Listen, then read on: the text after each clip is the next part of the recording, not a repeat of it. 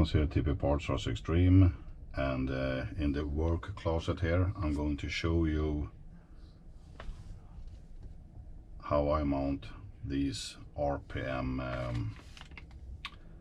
long black pivot balls, and they are a replacement for Traxxas stock square 5525 are the part number, and you need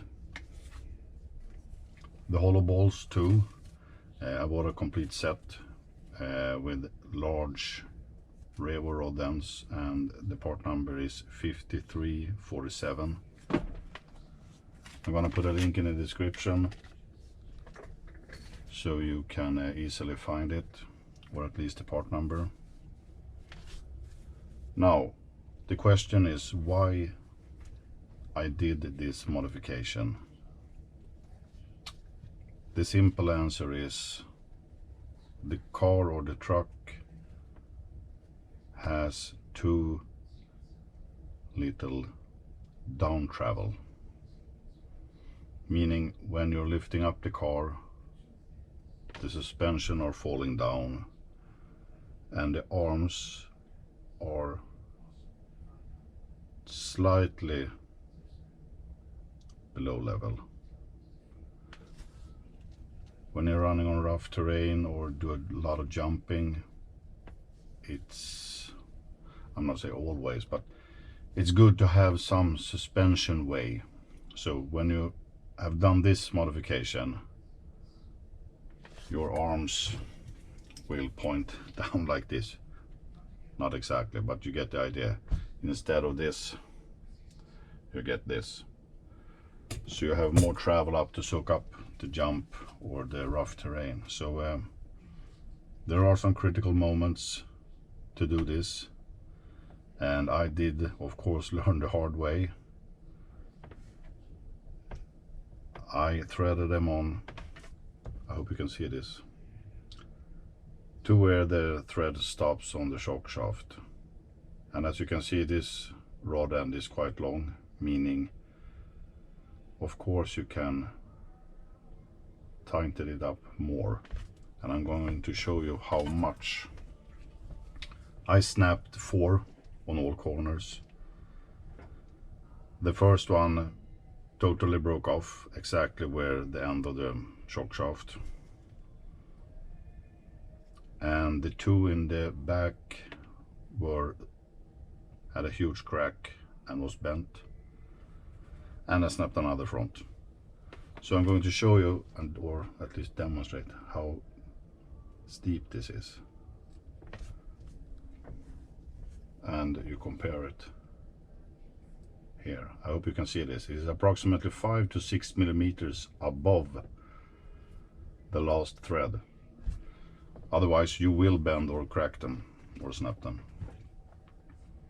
And this is a typical example. As you can see, this one is bent, and this, no, sorry, I bent crack 4, 2 on one side front and 2 in rear, and this one was, so to speak, safe, but it's already bent and just stopped where the thread stopped. So I'm gonna continue to thread it further, and I know people will scream, I don't have a shock shaft plier. I will just use a regular nose one. So the first you do, if you have, and I do recommend this, IRS have it, it's a hollow ball tool, so you don't use a plier or whatsoever and destroy them. So just tighten it and voila. Same procedure if you're gonna take it off. So I'm just gonna use my screwdriver, machine driver here. Yes, I will get that proper tool, of course, sometime. Approximately there, and then you just slowly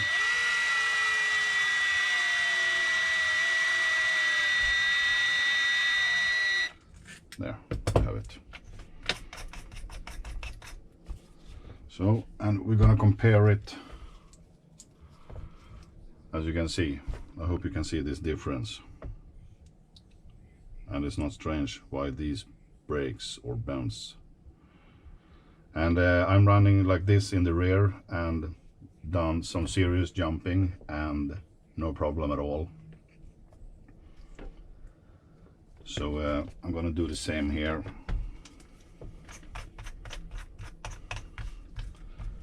Let's see if I can save this one. I'm not sure. It hurts, it really does, to use so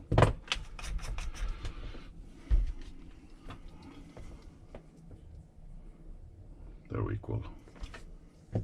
So that's it.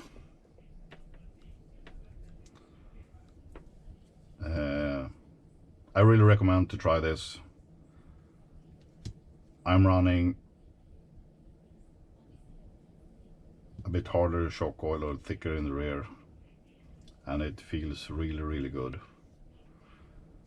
So like I said, I'm gonna put a link in the description or the part number for this stuff, and also gonna include a link to a site where you can get this. I do recommend this. I had it for over a decade, and it's really handy when you're using these small hollow balls.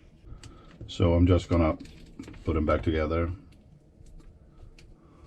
You ain't able to use the secure screw here. I think you really can if you're putting it back and tight it a little bit. You're gonna squeeze on the rod end. Have not tried it yet.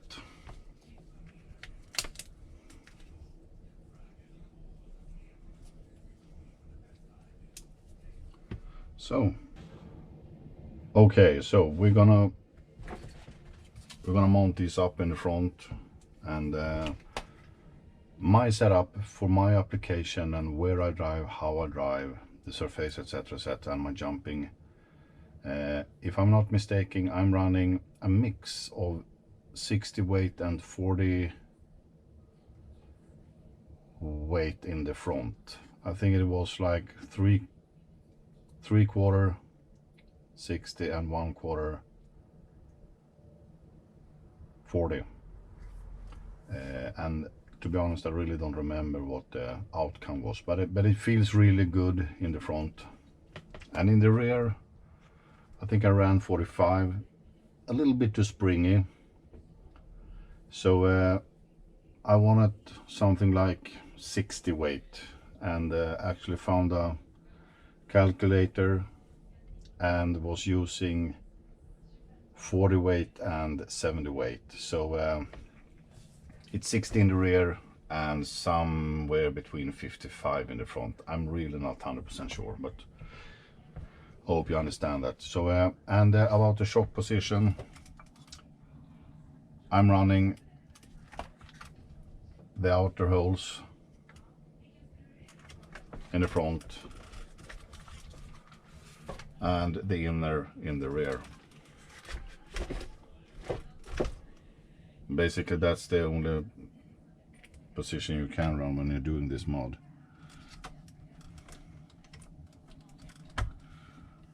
But it's worked really good.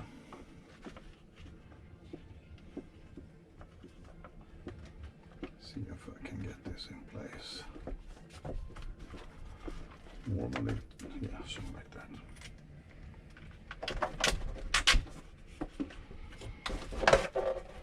Then we're going to take the next side.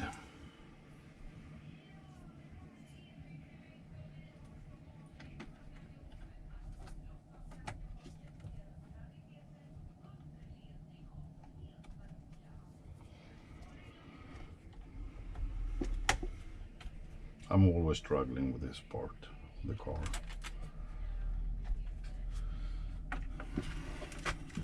Yeah, that was easy.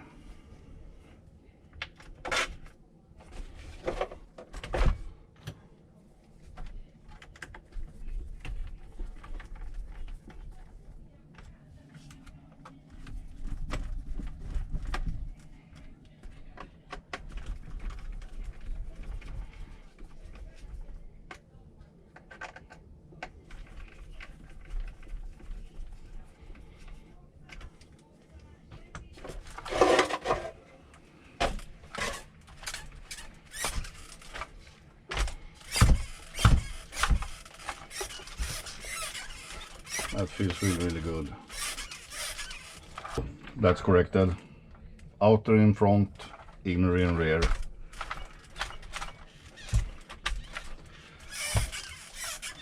And the difference is massive about the group of the arms. I mean, imagine when you take off a big jump and the arms are like this, and you have this instead.